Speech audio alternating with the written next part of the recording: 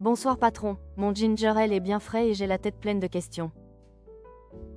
Je t'écoute avec plaisir, dis-moi ce qui te tracasse ce soir.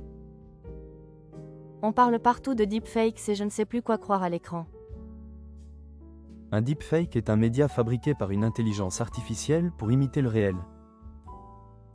Ce média peut être une photo, une vidéo, une voix ou même un texte, n'est-ce pas? C'est exact, et l'objectif est souvent de tromper ou d'influencer l'attention du public. Je me demande comment ces faux deviennent si convaincants et si faciles à produire. Les modèles apprennent à copier des visages, des voix et des styles à partir de très grands exemples. Donc plus on met d'exemples dans la machine, plus elle sait mimer un être humain. Oui, et elle ajuste les détails pour que le rendu paraisse naturel aux yeux et aux oreilles. Je comprends mieux, mais je sens monter une inquiétude que je n'arrive pas à calmer. C'est normal de ressentir cela quand la frontière entre vrai et faux devient floue. Je crains surtout de tomber dans un piège de voix clonée au téléphone. Le risque existe et il augmente quand l'appel joue sur l'urgence et la peur. Comment puis-je me protéger si quelqu'un imite la voix de quelqu'un que j'aime? Tu peux convenir d'un code simple à partager et vérifier par un second canal. Un message séparé pour confirmer l'info me semble une bonne barrière mentale. C'est une barrière simple qui casse la pression et redonne du temps à la réflexion. Au fond, je veux une méthode claire pour vérifier un contenu sans perdre une soirée. On peut suivre 3 axes qui se complètent et qui restent utiles dans le temps. Je prends une gorgée et je me concentre parce que je veux retenir chaque étape. La première étape consiste à chercher la provenance et l'historique du fichier. La provenance veut dire qui l'a créé, quand, avec quel outil et comment il a circulé. Oui, et certaines images portent des informations nommées Content Credentials. Ce sont des données qui disent la source, les modifications et la chaîne d'édition. Exactement, et on peut les consulter avec un vérificateur compatible avec C2PA. Donc si les informations sont présentes, je peux lire l'histoire du fichier. C'est l'idée et cela vaut mieux qu'un jugement à l'œil nu sur des pixels trompeurs. Et si le fichier n'a pas ces informations, je fais quoi pour ne pas me perdre? On passe alors à la recherche inversée pour voir si des versions antérieures existent. Je capture une image fixe d'une vidéo et je lance une recherche par image. Tu regardes ensuite si la même scène apparaît dans un contexte plus ancien. Si une même image figure dans un article ancien, je peux douter de la nouveauté affichée. Tu peux aussi comparer les cadrages, les détails et les mentions de lieu et de date. Il reste la question des outils de détection qui promettent des scores précis. Ils peuvent aider mais ils perdent souvent en fiabilité hors des conditions de test. Donc je ne dois pas m'appuyer sur un score seul même s'il semble scientifique. Oui, car un score est un indice et non une preuve universelle et permanente. Tu as parlé de 3 axes et j'ai noté provenance et recherche inversée. Le troisième axe est l'analyse visuelle et sonore avec des points concrets et stables. Quel point puis-je regarder sans être spécialiste et sans matériel compliqué? Tu peux observer l'alignement des lèvres, la lumière, les ombres et les reflets cohérents. Je peux aussi écouter si la respiration colle au rythme des phrases et des émotions. Oui, et tu peux noter les transitions trop lisses ou au contraire trop heurtées. Je crois que je peux mémoriser ces repères si tu me donnes un plan en 3 durées. Plan 10 secondes, plan 60 secondes, plan 5 minutes pour choisir l'effort. Donne-moi d'abord le plan 10 secondes pour les cas où je suis pressé. Stoppe la vidéo, lis la légende, observe la bouche et les yeux et vérifie le compte. Je regarde le nom du compte, sa bio, son ancienneté et son activité récente. C'est parfait et tu notes s'il ton cherche à te choquer ou à te presser. Je retiens que le choc et l'urgence sont des signaux d'alerte efficaces. Ils sont efficaces parce qu'ils visent ton attention avant ta raison. Maintenant donne-moi le plan 60 secondes pour un examen rapide mais sérieux. Fais une capture nette, lance une recherche d'images et scanne les résultats. Je clique sur 2 sources indépendantes et je compare les dates et les lieux. Tu cherches si des médias reconnus ou des agences ont publié la même scène. S'ils ne l'ont pas publié et que la scène est explosive, je me méfie davantage. C'est un bon réflexe et tu ajoutes une vérification sur l'auteur ou l'uploadé. Je regarde si l'auteur a déjà rectifié ou supprimé d'anciens contenus trompeurs. Très bien, parce que les habitudes d'un compte racontent une histoire de fiabilité. Et pour le plan 5 minutes, je veux une marche à suivre robuste. Reconstitue la chronologie, identifie la version la plus ancienne et compare les versions. Je compile les écarts de détails et je note ce qui change d'une copie à l'autre. Tu conclus provisoirement en 3 catégories et tu restes prête à réviser ton avis. Authentique, probablement synthétique et invérifiable pour l'instant. Cette classification te garde humble et te protège d'une certitude hâtive. Je me sens déjà plus solide car j'ai une procédure et je peux m'y tenir. Une procédure simple bat la panique et te fait gagner de la clarté. Tu as mentionné la présence de filigranes invisibles dans certains contenus. Des systèmes ajoutent une signature difficile à voir mais lisible par des outils. Cela veut dire que je peux parfois savoir si une image a été générée par un modèle. Oui, mais il ne faut pas croire que ces signatures suffisent dans tous les cas. Parce que la copie, la compression et les retouches peuvent les affaiblir. Exact, et un filigrane est une aide mais pas une preuve définitive et universelle. Je note donc que la provenance reste plus structurante que la seule détection. La provenance raconte un parcours alors que la détection lie un instant isolé. J'aime bien cette idée de suivre le chemin plutôt que de fixer une image. Suivre le chemin réduit le risque de se laisser séduire par une surface brillante. J'aimerais savoir comment les plateformes s'adaptent à ce problème. Plusieurs plateformes ajoutent des étiquettes quand un contenu est généré ou modifié. Ces étiquettes informent le public sans interdire tout travail créatif. Le but est de soutenir une transparence minimale et d'éviter la tromperie volontaire. Est-ce que les créateurs doivent signaler les modifications importantes ? C'est recommandé et parfois exigé si la modification peut changer le sens perçu. Pour un créateur, la confiance du public est un capital plus précieux que le buzz. La confiance s'accumule lentement et se perd très vite quand la tromperie est avérée. Je voudrais un exemple sobre pour apprendre à expliquer cela à des amis.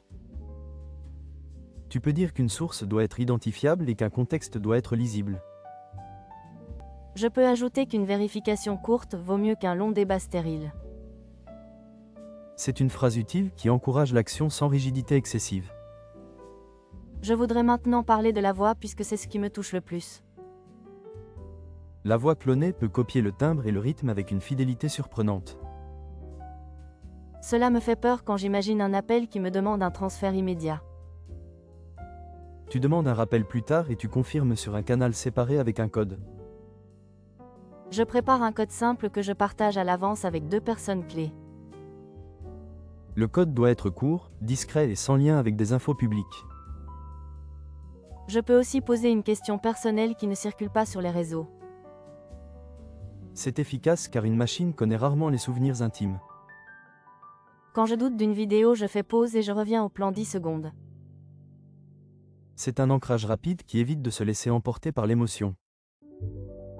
Je veux aussi éviter un ton alarmiste qui fatiguerait mes proches. Tu peux parler de gestes concrets et montrer que chacun peut apprendre. Je dirais que la vérité devient un travail partagé et non une révélation magique. C'est une façon saine de voir la vérification comme une pratique sociale.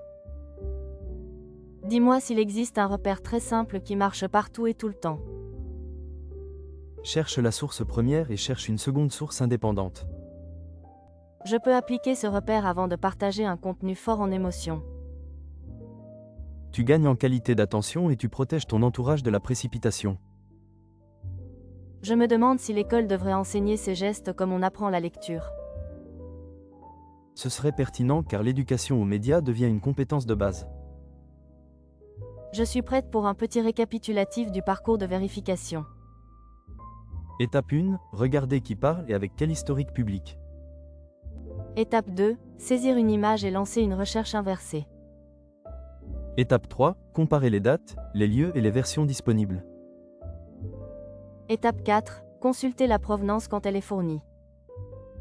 Étape 5, classer le résultat et rester ouverte à la révision. Ce plan me rassure et je sens que mon esprit se pose.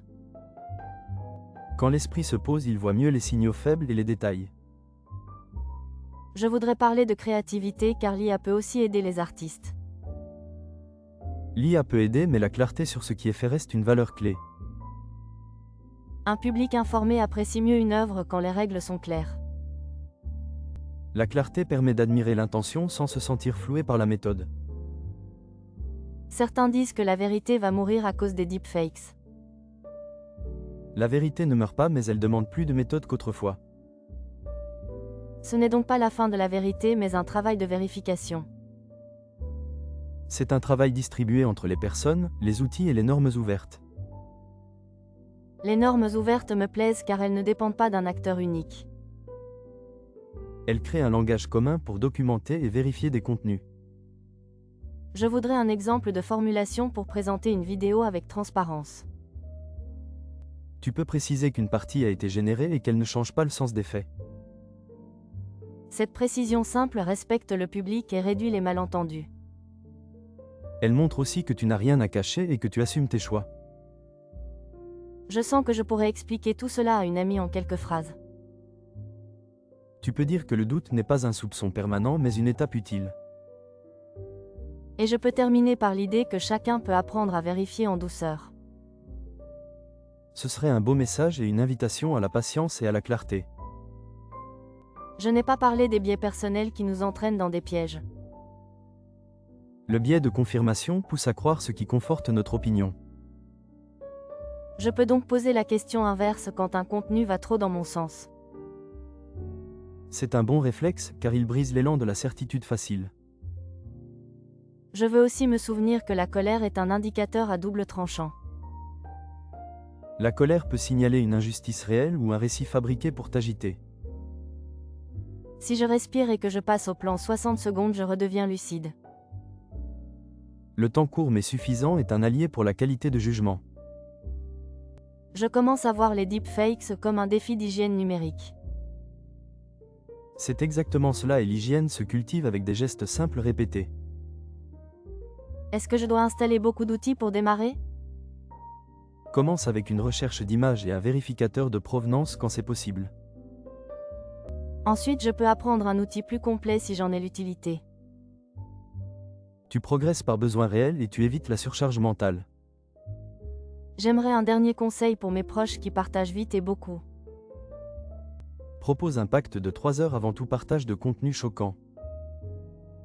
Ce délai calme la contagion émotionnelle et laisse le temps à la vérification. Exact, et le groupe reconnaît la valeur d'un contenu mieux vérifié. Merci pour ta patience et pour la clarté des étapes. Tu as posé des questions justes et tu as construit une méthode solide ce soir. J'aimerais finir par une phrase simple qui m'aide à rester droite. Rappelle-toi que la vérité se vérifie et qu'elle ne craint pas la lumière. Je vais garder cette phrase en tête quand je verrai une vidéo trop parfaite. Et tu garderas aussi l'habitude de demander une seconde source indépendante. Je souris et mon ginger ale a soudain le goût d'un apaisement tranquille. C'est le goût de l'attention bien placée et du pas de côté au bon moment. Merci patron pour ce temps de nuit qui a remis mes idées en ordre. Merci à toi pour ta confiance et pour ta soif d'apprendre. Je reviendrai avec d'autres questions et je testerai les gestes appris. Je serai là et nous irons étape par étape pour consolider ces réflexes. Bonne nuit et que l'écran redevienne un outil et non un magicien. Bonne nuit et que la clarté accompagne tes choix et tes partages.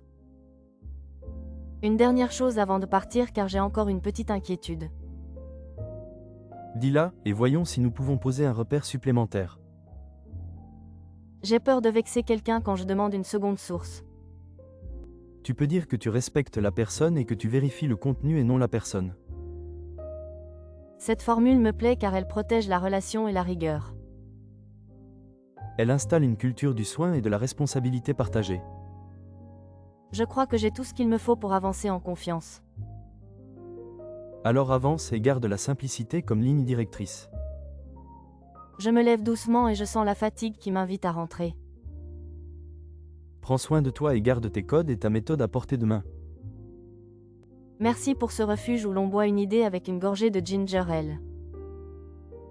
Merci pour cette image calme et pour ta présence fidèle au comptoir. Je te souhaite une bonne fermeture et une nuit légère. Je te souhaite une nuit claire et une attention reposée. Je file avant de me laisser happer par un dernier fil d'actualité. Tu as assez d'outils pour ne plus te laisser happer par la vitesse. À bientôt pour un autre sujet qui gratte et qui apprend. À bientôt et garde la curiosité comme boussole douce. Je te salue et je quitte le tabouret avec un petit sourire. Je te salue et je range les verres dans un calme discret. Que la méthode nous protège et que la douceur nous guide. Que la douceur garde la porte ouverte à l'examen patient. Je prends mon sac et je me dirige vers la sortie en silence. Je regarde la porte et je me dis que la nuit sera paisible. Je retiens la phrase clé et je la murmure dans ma tête.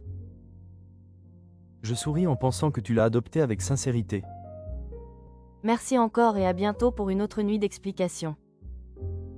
Merci et à bientôt pour une autre nuit de clarté simple. Je passe le seuil et je respire l'air doux de la rue.